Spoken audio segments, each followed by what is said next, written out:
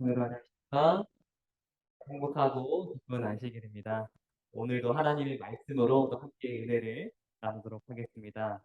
오늘 제목은 하나님의 은혜라고 하는 제목으로 나누겠는데요. 우리 다 같이 본문 말씀 창세기 6장 8절에 있는 말씀을 다 같이 보도록 하겠습니다. 창세기 6장 8절 다 같이 읽도록 하겠습니다. 시작. 그러나 노아는 여호와께 은혜를 입었더라. 네.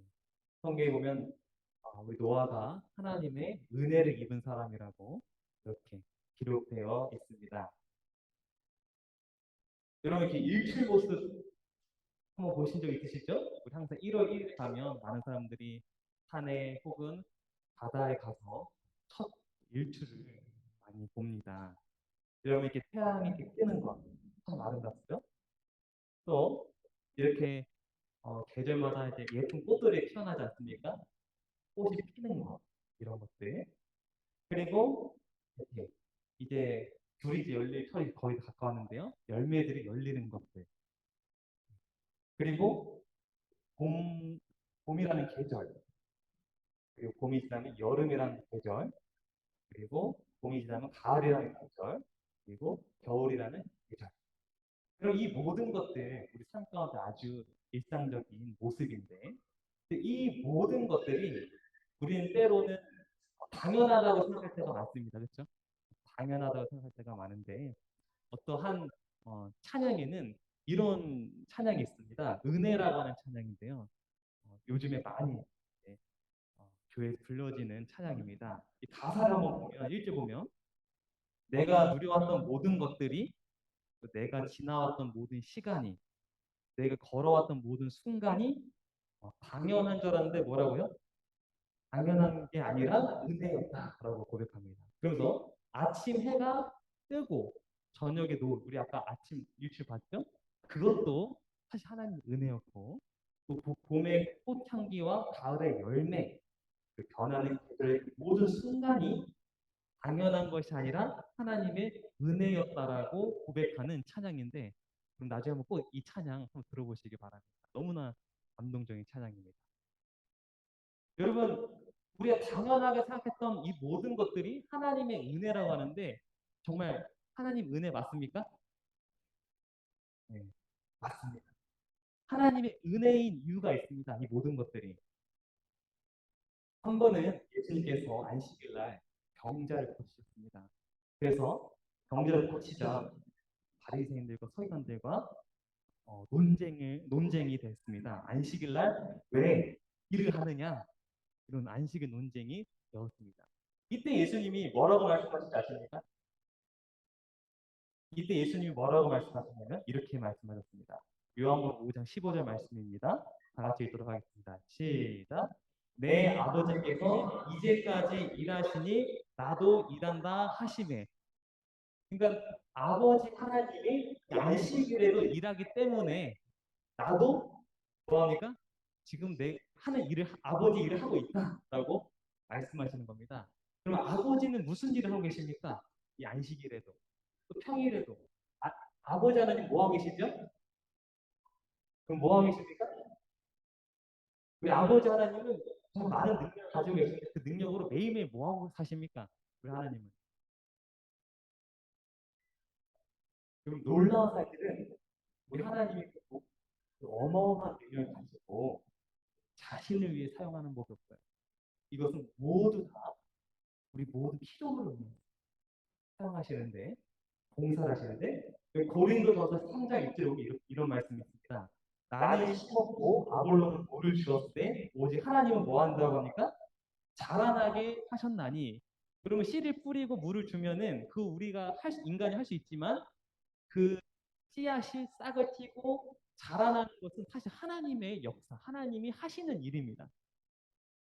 이게 그냥 어떤 자연 법칙 때문에 그냥 알아서 스스로 이렇게 되는 걸로 생각하는데 사실은 하나님 그 법칙을 제정하셨지만 하나님의 능력이 임하셨기 때문에 하나님의 그런 보살핌과 돌봄이 있기 때문에 자라나는 것입니다. 또 사도행전 17장 28절 말씀드리겠습니다. 다 같이 읽겠습니다. 시작. 우리가 그를 힘입어 살며 기동하며 있느니라. 우리가 숨쉬고 우리가 움직이고 이 모든 것들이 그냥 자연적으로 되는 줄 알았지만 사실은 우리가 다 하나님의 능력에 힘입어 살고 있다는 것입니다. 다시 말해서 우리 모두의 순간순간들이 자연적으로 그냥 알아서 되는 것이 아니라 하나님이 다 역사하시고 보살피고 세밀하게 돌보시는 그런 역사가 있기 때문에 이렇게 되고 있다는 사실입니다. 그래서 디모데후서 6장 13절 이렇게 말하고 있습니다. 우리 하나님이 만물을 살게 하실 하나님이라고 했습니다. 우리 하나님은 무슨 일을 하시냐면 모든 만물, 모든 온 우주의 생명을 지키시고 돌보시는 또 붙드시는 일을 하시고 계시다는 것입니다. 여러분 우리 바다에 가면 파도가 이렇게 치지 않습니까? 치는데 만약에 이 파도가 이렇게 안 치고 갑자기 제가 서 있는 곳까지 갑자기 이렇게 몰아닥치면 어떻게 하죠? 그러면 제가 이제 사고가 나는 거겠죠? 근데 파도는 그렇게 치지 않아요.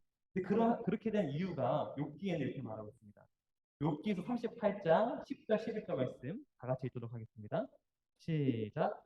한계를 정하여 동빛자를 지르고 이르기를 내가 여기까지 오고 더 넘어가지 못하리니 내 높은 파도가 여기서 그치니라 하였노라. 여러분 이건 누가 정했냐면 하나님이 정하십니다. 하나님이 그 경계를 정하셨어요. 여기까지만 파도가 치라고 하나님이 경계를 정하십니다.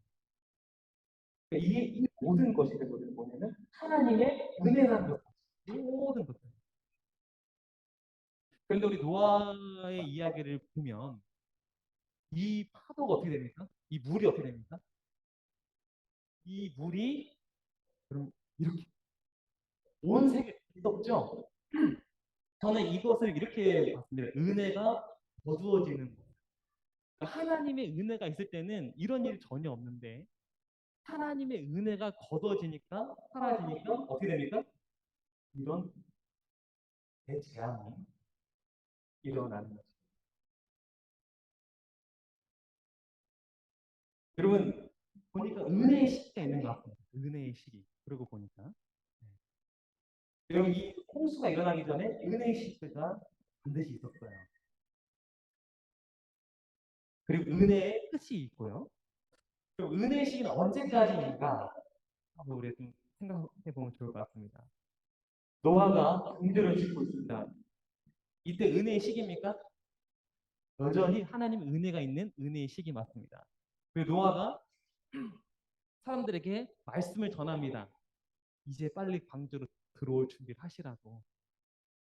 지금 이 시간도 뭡니까? 이 시간도 은혜의 시기입니다. 아직 하나님 은혜가 있습니다. 그리고 막 짐승들이 방주에 들어갑니다. 이때 정말 엄청난 기적 같은 일을 목격하죠, 사람들이. 이것도 무슨 시기입니까? 그것도 은혜의 시기. 이 모든 것은 은혜의 시기였어요. 하지만 언젠가 그 은혜의 시기가 끝나는 거예요. 그런데 성경 오늘 본 말씀에는 그러나 노아는 여호와께 은혜를 입었더라라고 되어 있는데요. 그러니까 어떤 사람은 은혜의 시기가 끝나고 어떤 사람은 은혜의 시기가 아직도 있어요. 그렇죠? 홍수가 왔는데 왜 노아는 은혜는 끝나지 않았을까요? 왜 그랬을까요? 홍수가 나는데 어떤 사람은 은혜가 끝났는데 어떤 사람은 은혜가 여전히 있어요. 왜 그럴까요?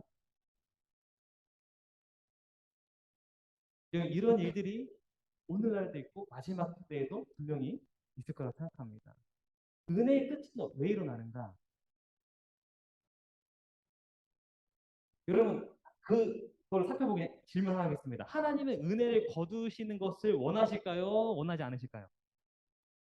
하나님 은혜를 거두시기를 원하실까요? 원하지 않으실까요? 하나님은 성경에 의하면 저는 원하지 않습니다. 우리 민수기 6장 24절에 26절을 살펴보면 이런 말씀이 있습니다.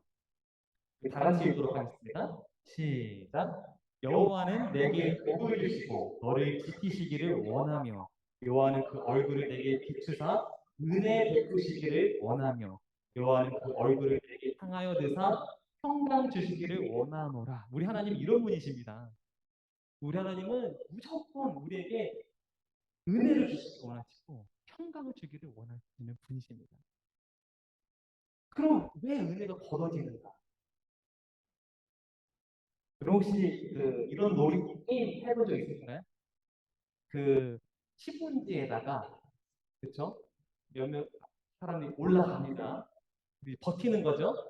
서 있는 거. 그 다음에 이제 잘 버티면 어떻게 합니까? 다시 반을 접어 딱 이러죠. 신문지에 반을 딱 접습니다. 그럼 조금 더 힘들어지죠? 좀 더 힘들어집니다. 여기까지 버티고 합니다. 근데 여기서도 반을 접어 이러면 어떻게 하죠? 이제 많은 탈락자들이 생기고 그리고 그래도 간신히 이렇게 살아남는 아이들이 있었어요. 이제 한 번 더 접으면 어떻게 될까? 한 번 더 접으면 대부분이 다 탈락이죠. 한 번 더 접으면. 그래도 간신히 살아남는 친구들도 있지만 이 게임을 해본 적이 있을 것입니다. 전 마치 이와 같다고 무엇이냐면 하나님의 은혜가 머물고 싶지만 하나님 은혜가 머물 자리가 없는 겁니다. 다시 말해 하나님은 은혜를 너무 주고 싶은데 은혜가 머물 자리가 없어요. 제가 한 번은 고등학교 때 기도의 동산에서 친구들하고 기도를 하러 올라갔는데 어, 갑자기 친구가 저한테 급하게 저에게 말하는 겁니다. 큰일 났다. 그래서 무슨 일이냐고 물어봤더니 저기 위에 까치가 어미까치가 막 우는데 이렇게 그 둥지에서 빙글빙글 우는데 자세히 보니까 이 아기 까치가 떨어진 거예요 둥지에. 그러면서 이 아기 까치가 어디로 가냐면 이 가시밭으로 계속 들어가는 거예요. 그래서 친구들이 이 아기 까치를 좀 어떻게 좀 해야지 않겠냐고 하면서 큰일 났다고 하면서 저한테 어떻게 좀 해보자고 그러는 거예요. 그래서 제가 너무나 이 아기 까치를 보고 불쌍해서 구해주고 싶어서 제가 이 까치를 하나씩 하나씩 걷었습니다. 걷어내고 이 아기 까치를 이렇게 잡았습니다. 잡았는데 아기 까치가 어떻게 했냐면 잡았는데 아기가 저를 막 물었어요. 그러니까 제가 어떻게 됐을까요? 그러니까 저도 모르게 이게 놓치게 된 거예요. 그러니까 그냥 떨어지고 더 깊은 가시로 들어가는 거예요.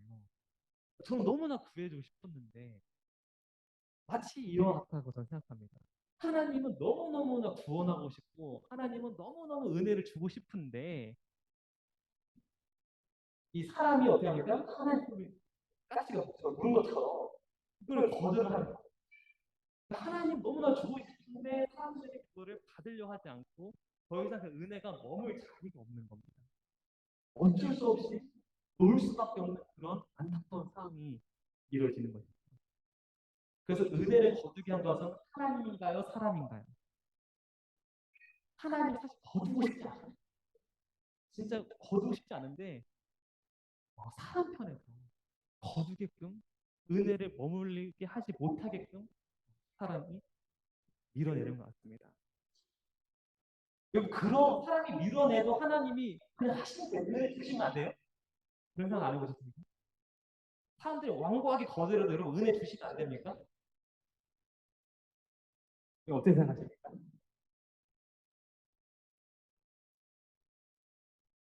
여러분 하나님은 사랑이시죠. 사랑인데 하나님이 거짓말 할 수 있는 것입니까? 하나님은 강제할 수 있는 것입니까? 하나님이 폭력을 사용할 수 있습니까? 없죠. 하나님은 사랑이시기 때문에 사랑과 배치되는 거짓말, 강제, 폭력을 사용할 수가 없어요. 그리고 이렇게 해서 되는 것은 다 부작용이 있고 더 좋지 않은 결과를 얻게 됩니다. 하나님이 강제로 은혜 줄 수 있습니다. 사실 그런 능력이 있으시는데 그렇게 하지 못하세요. 왜냐하면 그건 사랑의 하나님이기 때문에 그렇게 하지 못하십니다. 만약에 그렇게 강제로 은혜를 주고 강제로 하늘에 데려놓으면 어떻게 될까요? 내가 진짜 원해서 가면 모르는데 난 정말 싫은데 강제로 거기 놓으면 어떻게 될까요? 그리고 교회에 가기 싫은 사람이 있습니다. 근데 강제로 어떻게 해가지고 딱 데리고 오면 어떻게 될까요? 교회 오는 거 참 좋긴 한 건데 그거를 강제로 하면. 그래서 생애의 빛에는 이런 글이 있습니다. 제가 읽어드리겠습니다. 하늘에는 이타적 사랑이 지배한다. 거기에는 모든 사람이 하나님을 사랑할 것이다. 왜냐하면 그분께서 그들을 사랑하시기 때문이다. 그러나 하나님의 사랑도 죄인의 마음에서는 반응을 얻지 못할 것이다. 죄인의 사상과 길은 그로 하여금 하늘에서 이방인을 만들 것이다. 죄인은 거기서 사는 죄 없는 사람들과 매우 다를 것이므로 그는 행복할 수 없을 것이다. 그는 하늘의 빛과 기쁨 되시는 예수님을 피하고자 할 것이다. 하나님께서는 죄인들을 하늘에서 제외하지 않으신다. 그들이 거기에 살기에 적합하지 않기 때문에 스스로 제외된다. 하나님의 영광도 그들에게는 소멸시키는 불이 될 것이다. 그들은 죽기를 바란 나머지 그들을 구원하기 위하여 돌아가신 예수님을 피하고자 할 것이다. 좀 이해되시죠? 강제로 은혜를 베풀고 강제로 구원하고 하늘에 갖다 놓으면 이런 일이 벌어지게 되는 것입니다. 그러니까 불행해, 우리 영원히 불행하게 살게 됩니다.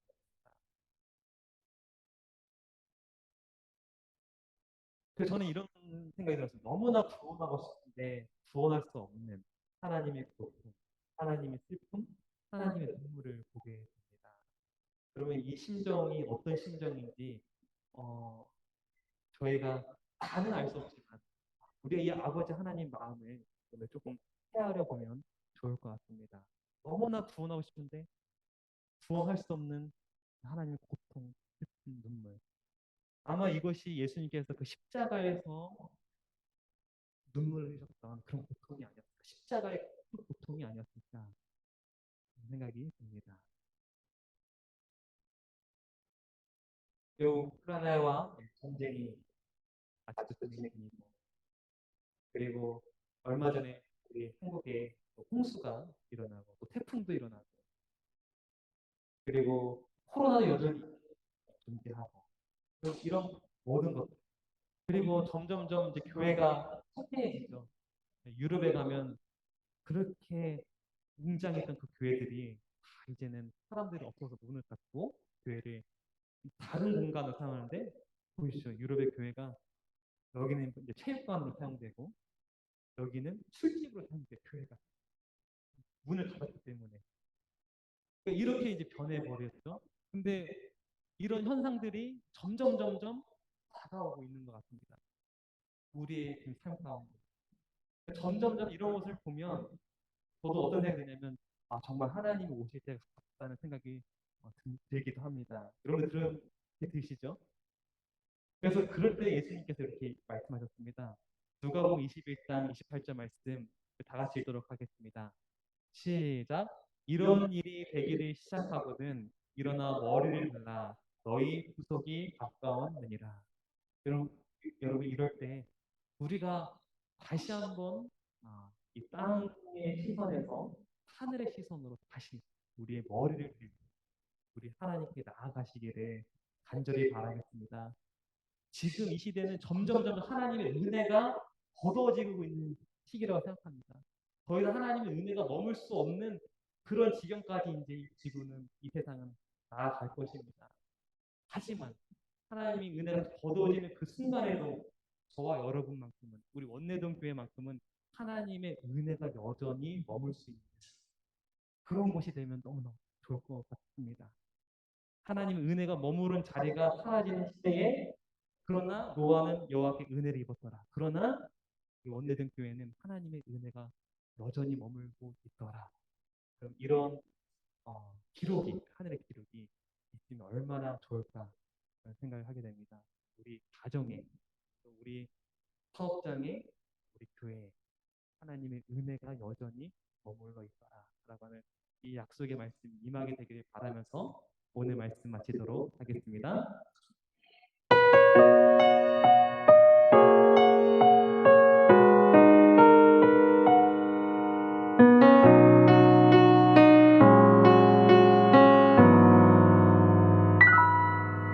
내가 누려왔던 모든 것들이, 내가 지나왔던 모든 시간이, 내가 걸어왔던 모든 순간이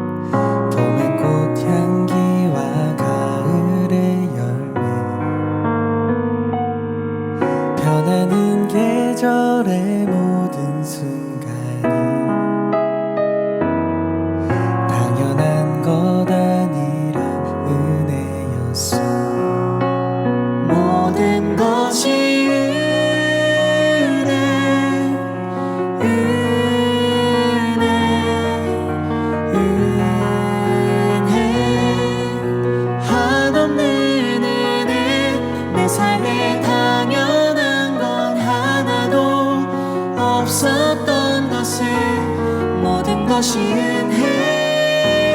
은혜였소.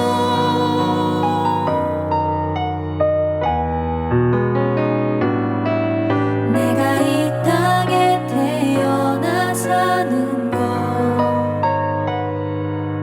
어린아이 시절과 지금까지 숨을 쉬며 살며 꿈을 꾸는 삶 당연한 것 아니라 은혜였소. 내가 하나님의 자녀로 살며 오늘 찬양하고 예배하는 삶 복음을 전할 수 있는 축복이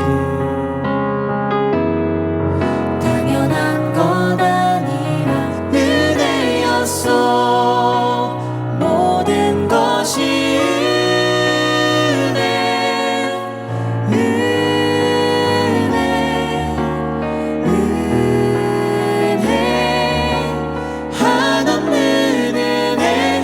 삶에 당연한 건 하나도 없었던 것을 모든 것이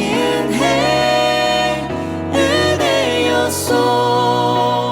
모든 것이 은혜